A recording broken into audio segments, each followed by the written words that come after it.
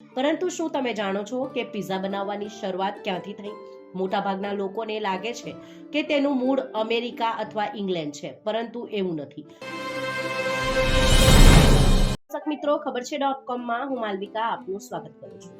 મિત્રો, હાલના સમયમાં પિઝા એ એક એવું ફૂડ છે કે જે અનેક લોકોનું ફેવરિટ છે. નાનાથી લઈને મોટા લોકોને પિઝા ખૂબ જ ભાવતા હોય છે. ત્યારે આજે આપણે જાણીશું કે કેવી રીતે થઈ પિઝાની શરૂઆત અને સૌથી પહેલા ક્યાં બનાવવામાં આવ્યા હતા પિઝા તે વિશે.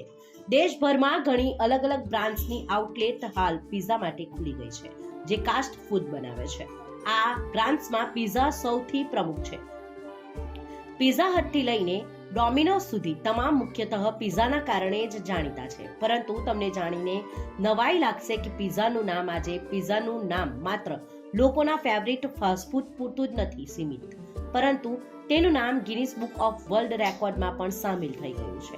હકીકતમાં ગયા વર્ષે પિઝા હટે લોસ એન્જલસમાં યુટ્યુબર એરેક સાથે મળીને પિઝા બનાવવાનો રેકોર્ડ બનાવ્યો હતો. તેને બનાવવા માટે કુલ 6193 કિલોગ્રામ લોટ અને 3990 kilogram cheese, 2244 litre pizza sauce અને અન્ય સામગ્રીનો ઉપયોગ કરવામાં આવ્યો હતો, જેમાં 68,000 થી વધુ સ્લાઇસ હતી. પરંતુ શું તમે જાણો છો કે પિઝા બનાવવાની શરૂઆત ક્યાંથી થઈ? મોટાભાગના લોકોને લાગે છે કે તેનું મૂળ અમેરિકા અથવા ઇંગ્લેન્ડ છે, પરંતુ એવું નથી. હકીકતમાં પિઝાની શરૂઆત ઇટલીમાં ખેડૂતો માટે ખોરાક તરીકે થઈ હતી. તે દરમિયાન તેની બ્રેડ એટલે પિઝા બેઝ ઓવનમાં તૈયાર કરવામાં આવી હતી. આ ભઠ્ઠીમાં જ્વાળામુખીમાંથી લાવવામાં આવેલા લાવાનો ઉપયોગ બળતણ તરીકે થયો હતો. તે સમયે લોકો તેને સાદી રીતે ખાતા હતા અને કોઈ ટોપિંગ કરવામાં આવતું ન હતું. બાદમાં ટોપિંગ પણ શરૂ થયું.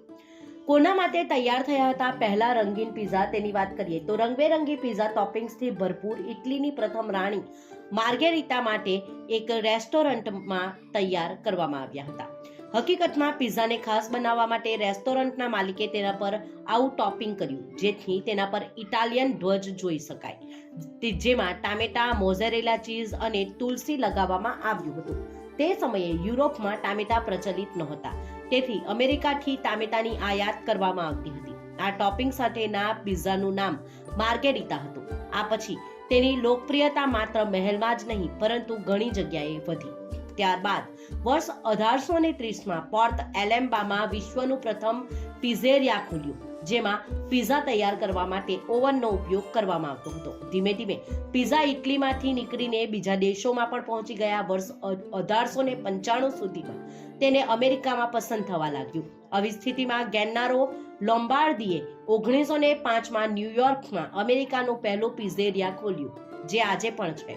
અમેરિકામાં પિઝાની લોકપ્રિયતા ચીઝ, આઈસ્ક્રીમ અને ચોકલેટ પછી ચોથા ક્રમે છે. જો કે હવે પિઝાને આખી દુનિયામાં પસંદ કરવામાં આવે છે.